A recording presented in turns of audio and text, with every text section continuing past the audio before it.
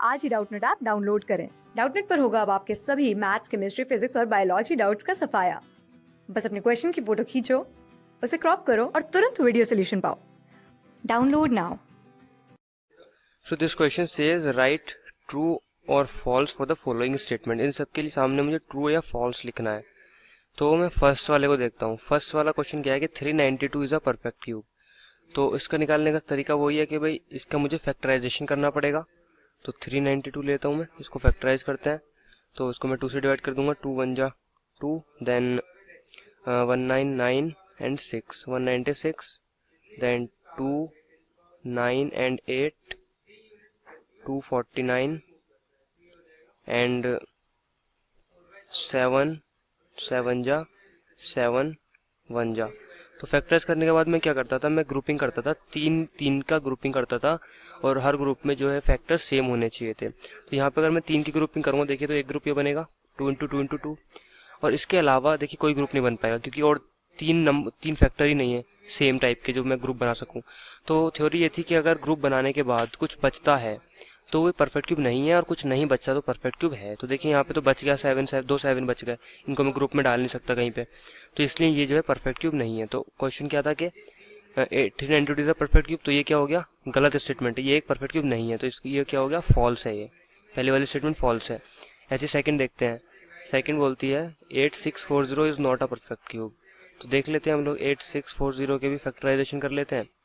24320, then 22160 and 21080।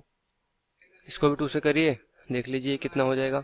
ये हो जाएगा 2540, then 2, then this will be 2 2 जा 4 270, then 2 13 and 5 135, again 3 4 जा and 5 जा, now 3 15 जा, 3 5 जा and 5 5 1 जा।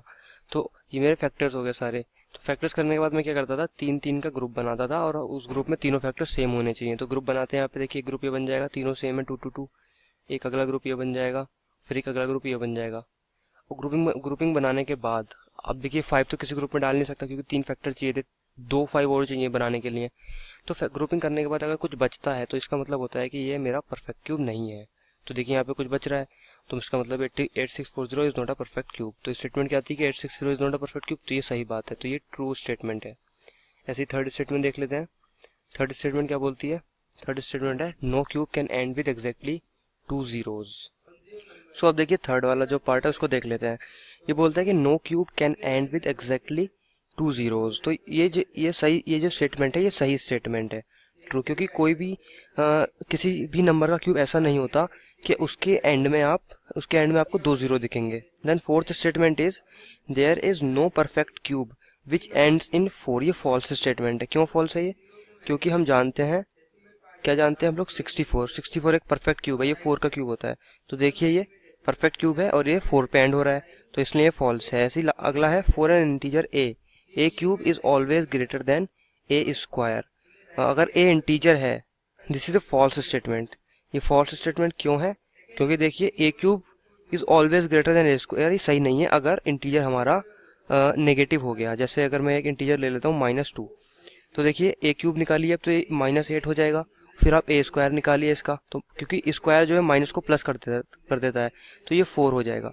तो देखिए ये बड़ा नहीं है, राइट, क्योंकि -8 तो छोटा है 4 से, तो इसलिए ये फॉल्स स्टेटमेंट है। ऐसे ही अगला है if A and B are integers such that A square is greater than B square then A cube will also greater than B cube. ये भी फॉल्स स्टेटमेंट है।